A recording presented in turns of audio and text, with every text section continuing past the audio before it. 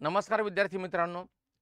तलाठ्याचा निकाल जाहीर झाला काही जिल्ह्यांचा आणि अजून बऱ्याचशा जिल्ह्यांचा बाकी आहे. बऱ्याचशा गोंधळात हा निकाल सरकारने जाहीर केला आहे, परंतु याही गोंधळात जे हिरे असतात ते चमकल्याशिवाय राहत नाहीत. आपल्या क्लासचे जवळजवळ 16 विद्यार्थी आतापर्यंत तलाठी परीक्षेत उत्तीर्ण झालेत. त्यापैकी मी आज एक महत्त्वाचा सत्कार या ठिकाणी करतोय आणि आपल्या क्लासचे जे सत्कार मूर्ती येतं आज ते कार्तिक दत्ता भारती हे औरंगाबादचेच म्हणजे छत्रपती संभाजीनगरचे आहेत. आणि एक महत्त्वाचा मुद्दा यांच्या बाबतीत मला सांगायचं आहे की अगदी वर्स्ट कंडिशनमध्ये कशाप्रकारे तयारी करावी ही त्यांनी तुम्हाला पदाच्या रूपातून दाखवून दिली. तर याच्यामध्ये सगळ्यात पहिली गोष्ट मी महत्त्वाचा मुद्दा सांगतो, NTB कॅटेगरीमधून त्यांचा धाराशिव इथून तलाठी परीक्षेमध्ये पहिला नंबर आला आहे. दुसरा एक मुद्दा की ते छत्रपती संभाजीनगरचे रहिवासी असले तरी मूळचे ते नांदेडचे आहेत, छोट्याशा खेडेगावातून, आणि 2004मध्ये त्यांच्या वडिलांचा मृत्यू झाला आहे. दुसरा एक मुद्दा की आई सफाई कर्मचारी त्यांची महानगरपालिकेमध्ये, आणि भाऊ आहे छोटासा ITI करतोय तो. तर मला एक कौतुक वाटतंय की जास्त खूप असं झगमगाट नव्हता आणि जेमतेम परिस्थितीमध्ये त्याने यश मिळवले ना, तर हे खूपच वाखाणण्यासारखं आहे. तर मी आपल्या सगळ्यांसमोर त्याला या ठिकाणी स्टुडिओमध्ये पाचारण करतोय. कार्तिक ये. तर सगळ्यात महत्त्वाची गोष्ट मी पहिल्यांदा कार्तिकचा आपल्या सगळ्यांच्या वतीनं जे यूट्यूबचे व्ह्युअर्स आहेत म्हणजे त्यांच्या वतीनं या ठिकाणी सत्कार करतो आणि नंतर मग त्याचा आपण मनोगत ऐकूया. तर ये. तर आता मी त्याला विनंती करतो की त्याने तुमच्याशी 2 शब्द बोलावेत. तर आणखी दुसरा एक सत्कार आहे, तो 2च मिनिटात आपण घेणार आहे. तर कार्तिक, आता तुझं मनोगत सांग विद्यार्थ्यांना. काय कसा अभ्यास केला वगैरे काय काय तुला माहिती? नमस्कार, मी कार्तिक दत्ता भारती, संभाजीनगरचा आहे. मी एकंदरीतच जेव्हापासून ग्रॅज्युएशन कंप्लीट झालं 2017मध्ये, तेव्हापासून SSCच्या CGLची तयारी करत होतो.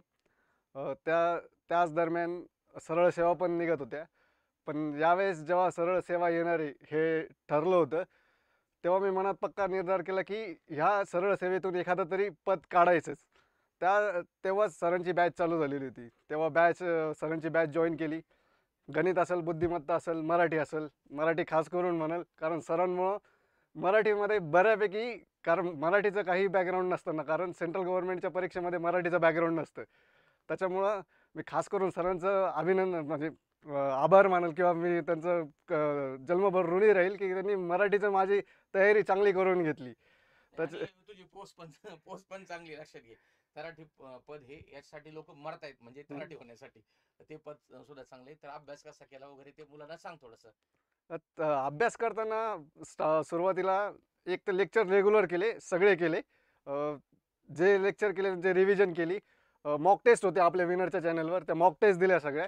त्याच्यात जेमतेम बऱ्यापैकी 74 मार्क येत होते.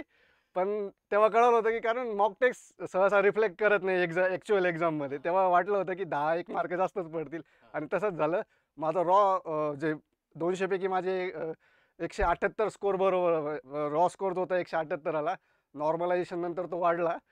त्याच्यामुळंच आज तुम्ही बघताय की मी यश मिळवू शकलो. त्याच्यासाठी सरांचं नेहमी ऋणी राहील. आणि एकच सांगाल मी की तुम्ही जे काही करताय, ज्याची तयारी करताय, ती तुम्ही कन्सिस्टंटली करा. आणि तुम्ही जे काही करताय त्याच्याबद्दल तुम्ही ऑनेस्ट राहा. हे ऑनेस्ट राहणं खूप महत्त्वाचं आहे. आपण काय करतो, मला सोडून देतो की भरकटून जातो कधी कधी, हे पेपर ते पेपर.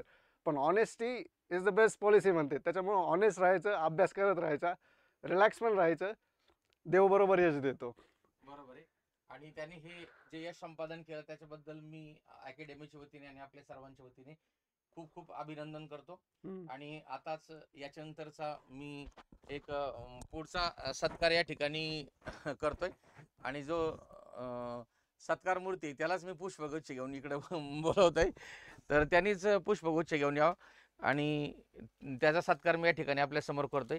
तर विद्यार्थी मित्रांनो, या ठिकाणी आज तुम्हाला खास करून सांगायची एक महत्त्वाची गोष्ट म्हणजे सिद्धार्थ हा माझा छोटा भाऊ आहे आणि याचा रिझल्ट आलाय DMERला. तो पहिल्या लिस्टमध्ये सेकंड होता. त्याच्यानंतर परत आता ठाण्याची लिस्ट लागली, त्याच्यामध्ये तो पनवेलची लिस्ट लागली, त्याच्यामधून तो महाराष्ट्रातून पहिला आहे. त्याच्यानंतर त्याचा सर्वेअरमध्ये सुद्धा रिझल्ट आहे. त्याच्या जवळजवळ आत्ता जवळ 7 ते 8 लिस्टमध्ये तो रेसमध्ये आहे. तर कोणत्या ना कोणत्या आता जवळजवळ 6 ते 7 पदं त्याला मिळतील. आता जॉईन काय करायचं तो ते ठरवणार आहे. तर त्याचाही आज अकॅडमीच्या वतीने मी सत्कार करतो आणि तो माझा छोटा भाऊ आहे. तर त्यांनी जवळजवळ 7-8 वर्षापासून तयारी केली आणि सगळ्यात महत्त्वाचं म्हणजे तो त्याची राज्यसेवेची सुद्धा त्यांनी 3 ते 4 मेन्स दिले आता, PSIच्या पण मेन्स दिले आता. परंतु थोड्या ना थोड्या मार्कावरून यश हुलकावण्यात असतं.